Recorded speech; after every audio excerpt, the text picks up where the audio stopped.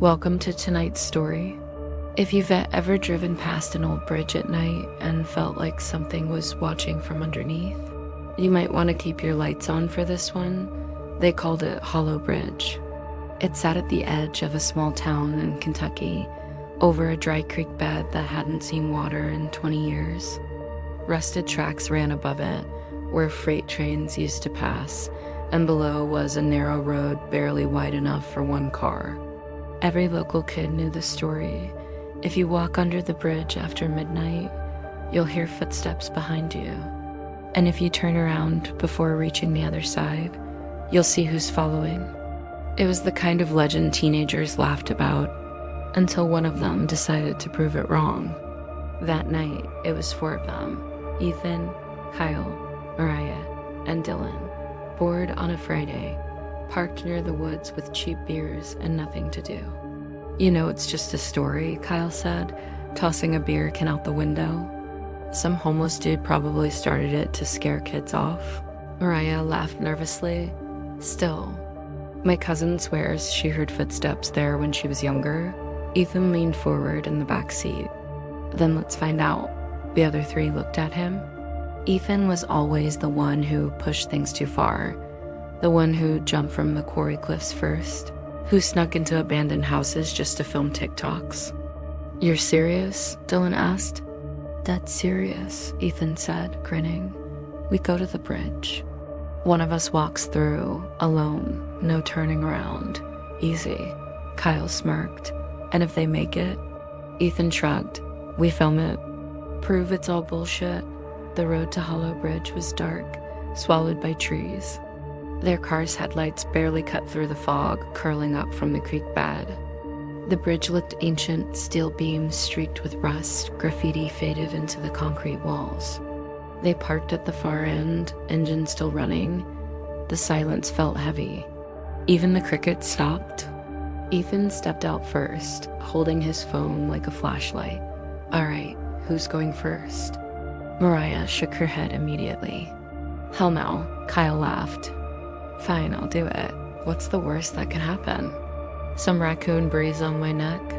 He took a deep breath, turned on his phone's camera, and stepped under the bridge. The others watched from the car. His footsteps echoed, hollow, slow, like someone walking in a tunnel. "Keep going," Ethan yelled. "Don't look back." Halfway through, Kyle stopped. "Guys." His voice was shaky. "You hear that? Keep walking." Ethan called out. Kyle turned on the flashlight, shining it behind him. "I swear I just heard." "Don't!" Mariah screamed from the car. "Don't turn around." But he did. The phone hit the ground with a clatter. They ran toward the tunnel, their voices overlapping. "Kyle, Kyle, where the hell are you?" But he was gone. Only his phone lay on the cold asphalt, camera still recording, facing the empty space under the bridge. They called his name until their throats hurt. The echo that came back didn't sound like their own. Dylan wanted to call the cops, but Ethan stopped him. "We'll come back in the morning," he said, voice trembling. He probably ran off. Trying to scare us? They left. When they returned the next day, Kyle was lying just off the road near the bridge, on his back. His eyes were wide open, mouth stretched in a silent scream. Both of his shoes were missing. The sheriff called it possible drug-related. The news called it teenage misadventure. But the others, Ethan, Mariah, and Dylan, knew something else was wrong. Because on Kyle's phone, in the last seconds of the video, just before it dropped to the ground, you could hear footsteps, slow, heavy, coming closer. And then a whisper, "Why did you look back?" The funeral was small. Kyle's parents didn't want reporters there, and most of the town tried to move on quickly, pretending it was just another tragedy: kids, alcohol, bad decisions. But for Ethan, it didn't fade. Not the sound of Kyle's voice echoing through that bridge, not the way his body looked when they found him. For days, Ethan couldn't sleep. Every time he closed his eyes, he saw the shadow behind Kyle, the faint flicker of something in the video that didn't look Human. It had been 5 days since the funeral when he finally texted Mariah, "Ethan, meet me at the diner tonight. 9, we need to talk." Mariah showed up late, her hoodie pulled up, her eyes red. She'd been crying again. Dylan came too, uninvited, sitting across from Ethan in the cracked red booth. "What's this about?" Dylan asked. Ethan leaned forward. "You saw the video, right? There's something in there, behind Kyle." Mariah shook her head. "I'm done talking about it. He's gone." "That's it?" "No," Ethan said, voice sharp. "You didn't look close enough." I froze the frame right before he dropped the phone. "There's a shape, something tall, darker than the rest of the tunnel, like someone standing there." Dylan frowned. "You're saying someone was actually there? Like a person?" Ethan hesitated. "Not exactly." Mariah pushed her drink away. "This is insane. You're obsessing over nothing. Just let him rest." Ethan's hands trembled. "I can't, because last night I heard it. Outside my window." They both stared at him. "The footsteps," he whispered. "Slow, heavy. Just like that night. And when I looked, there were muddy prints leading up to my door. Bare footprints." "Jesus Christ," Dylan muttered. "You're losing it?" Ethan leaned back. "Maybe, but I'm going back there tonight. I need to know what happened." Mariah's eyes widened. "Ethan, no. Come with me," he said. "Please." They met again after midnight, parked near the old road. The bridge looked worse in the dark, a black mouth opening into nothing. The air smelled like rust and damp leaves. Ethan held a flashlight and a small camera strapped to his chest. Dylan carried a baseball bat. Mariah stayed close, shivering. "Once we walk in," Ethan said, "no one looks back." No matter what, they stepped under the bridge. The first few feet were silent except for their breathing. The sound of their shoes scraping on the asphalt echoed back whispers. The deeper they went, the colder it got. Halfway through, Mariah froze. "Do you hear that?" They stopped. Somewhere behind them, faint, almost distant, came the sound of footsteps, not running. Just walking, slow, deliberate. Ethan turned off the flashlight. "Stay still." The darkness swallowed them whole. The only sound was breathing, not theirs. It was deep, slow, steady, like someone standing right behind them. Mariah's voice cracked. "Ethan, please. Don't turn around," he said quietly. "Whatever happens, don't look." The footsteps stopped. For a moment there was silence. Then a whisper, soft, close, right by Dylan's ear. One turned. 2 to go. Dylan spun around. Mariah screamed. The flashlight hit the ground, spinning wildly. For just a second, its beam caught something. A shape, tall and thin, arms too long, its face a blur of darkness like the air itself refused to show it. Then it was gone. They ran.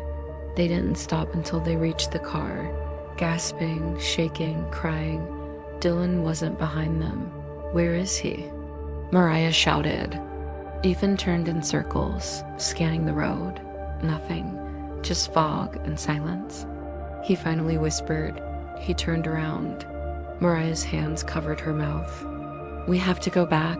But before she could finish, something thumped the roof of the car. Once, hard enough to shake it, then again.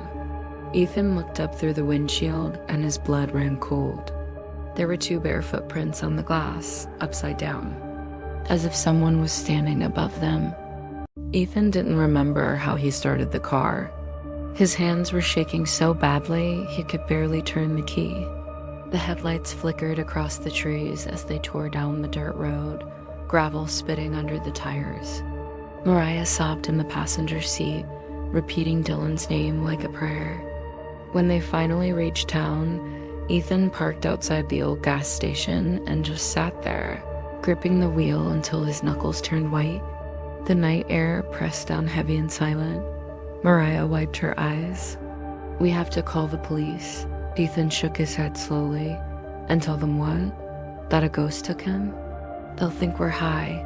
She turned toward him, trembling. Then what do we do? He stared through the windshield. We find out what that thing is. The next day, Ethan drove alone to the county library, still in the same clothes from last night. His mind buzzed, replaying the sound of the footsteps that whisper, 1 turned. 2 to go. He searched every old newspaper archive, microfilm, local legend book he could find. Hours passed before something caught his eye. An article from 1978. Local teen found dead near Hollow Bridge. She is missing, no signs of struggle. The boy's name was Henry Lasker, 17. Cause of death, undetermined. The sheriff at the time claimed he had a seizure. The picture showed the same rusted bridge, younger but unmistakable. Another article appeared 5 years later. Second teen found deceased near same site. Parents demand investigation. And another in the 90s. Officials closed road under Hollow Bridge after 4th fatality. All of them had the same detail. Each victim's shoes were missing and their faces were frozen in fear. Ethan printed every article and drove straight to Mariah's house. She opened the door with swollen eyes. "You shouldn't be here," she whispered. "My mom thinks I'm losing it." He pushed the papers toward her. "It's happened before." For decades, Mariah's hands trembled as she read. "But why the shoes?" Ethan exhaled. "That's what I'm going to find out. They found the oldest man in town, Mr. Crowder, a retired rail worker who used to live near the tracks. He sat on his porch surrounded by stray cats, staring off into the woods. Everyone asks about that damn bridge sooner or later, he said, his voice gravelly. Never ends well. Ethan showed him the articles. What's under it? What happens to people who turn around? Crowder laughed without humor. You think it's just a ghost story? Nah, it's older than the bridge itself. He leaned forward, lowering his voice. Back before they built those tracks, there was a man who worked the mines near that creek. Called himself Jonas Reed. They said he went mad after a collapse killed his crew. Walked home barefoot, covered in dirt, said something was still following him. Next day, he hung himself from a tree near the bridge site. When they cut him down, his shoes were gone. Mariah swallowed hard. So it's his spirit? Crowder shook his head. It's not his spirit, it's whatever was following him. Some say it feeds on regret. You turn around, it sees your face, and you belong to it. Ethan's voice cracked. Then how do we stop it? The old man's eyes went blank for a moment. You don't. You just don't go near that bridge. That night, Ethan couldn't stay away. He watched the old video from Kyle's phone again and again, zooming in on every frame. The longer he looked, the more wrong it felt. The shadow wasn't shaped like a person anymore. It was thinner, longer, like stretched cloth floating behind him. And near the end, right before the screen cut to black, Ethan could swear he saw a second pair of glowing eyes in the distance. At exactly 3:12 a.m., his phone buzzed. A message, unknown number. 2 to go. Ethan froze. His window was open. He moved slowly toward it, heart pounding. Outside, the street was empty, but down by the sidewalk, faint and wet, were bare footprints. Leading away, he woke Mariah at dawn. It knows us, he said, pacing the floor. It's marking us. Mariah's voice was hollow. Then what do we do? Ethan looked toward the direction of Hollow Bridge. His eyes were red and wide. We finish it. If it started there, that's where it ends. The sun sank blood red that evening. The bridge waited. Ethan packed a flashlight, salt, a lighter, and a small wooden cross his mother had given him years ago. Mariah tried to stop him at the car door. If we go back there, we're not coming out, she whispered. He looked at her, face pale, jaw set. We're already in it. The headlights cut through the fog as they drove. The bridge rose ahead like a scar in the earth. As the engine died, they both heard it. Soft, distant, deliberate. Footsteps, coming from under the bridge. The sound of the footsteps was slower this time, like it was waiting for them. Every step echoed up through the fog, hollow and heavy, vibrating in Ethan's chest. Mariah clutched his arms so hard her nails dug into his skin. "Ethan," she whispered, "we shouldn't have come." He didn't answer. The flashlight beam quivered in his hand as he aimed it into the tunnel.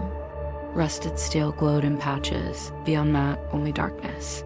He stepped forward. The echo of his boots sounded small. Mariah followed, her breath coming fast and shallow. Halfway in, the air grew thick. The smell was old metal, damp earth, something sour like rot. The beam of light began to flicker. "Don't stop," he said. Something scraped the concrete behind them. Then again, closer. Mariah's voice shook. "It's here." Ethan gritted his teeth. "Don't turn around." The scraping turned to footsteps. Slow, deliberate. They sounded human and not human at the same time. Heavy, uneven, dragging. A whisper came, too close to be real. "You looked once," Mariah whimpered. "Ethan," he kept walking. "Almost out," he said. "Just a few more feet." The light went out. Complete darkness swallowed them. Something brushed the back of Ethan's neck, cold, wet, like the touch of a hand. He flinched but didn't turn. "Ethan," Mariah whispered. "I can feel it." He reached for her hand, but her fingers weren't there. "Mariah?" No answer. He swung the flashlight back on. She was gone. "Mariah." Only the echo of his voice came back, and under it, softly, the sound of someone breathing behind him. He felt warmth on his shoulder, a weight leaning close, whispering against his ear. "Don't look." He bolted, running toward the pale glow at the end of the tunnel. The air roared in his ears, the footsteps right behind him, faster now, matching his pace. The exit was only feet away when something clamped around his ankle and yanked him down. His chin hit the pavement. The flashlight spun, clattering, its beam flashing across the tunnel wall, and for an instant he saw it. Not a man, not a shadow. A thing shaped like a man, made of darkness itself. Long arms ending in points, skin like smoke wrapped around bone. Its face was a blur except for the mouth, wide, grinning, full of black teeth. Ethan kicked free and crawled toward the light. The thing didn't follow. It stood there, head tilted, watching him. Then it whispered, a sound like air leaking from a grave. Three turned. Ethan stumbled into the open air and collapsed on the road. When he looked back, the tunnel was empty. He sat there until dawn. By the time the police found him, Mariah and Dylan were both gone. They searched the creek bed, the woods, even drained the storm drains nearby. No bodies, no trace. Just a trail of muddy footprints leading under the bridge and stopping halfway. Ethan told them what happened. The sheriff wrote, hallucinations due to trauma. They closed the road again, sealed it off with concrete barriers. Ethan left town a month later, tried to start over somewhere else. But some nights, when he lay awake in the dark, he still heard it. Faint footsteps pacing the hallway outside his apartment. Sometimes they stopped right at his door. Last week, a letter came in the mail. No return address. Inside was a Polaroid photograph of the hollow bridge at night. In the faint flash of the picture, 3 figures were standing under it. Ethan stared at the photo until he noticed something in the corner, a 4th figure. He was looking back, and he wasn't wearing any shoes. End of story.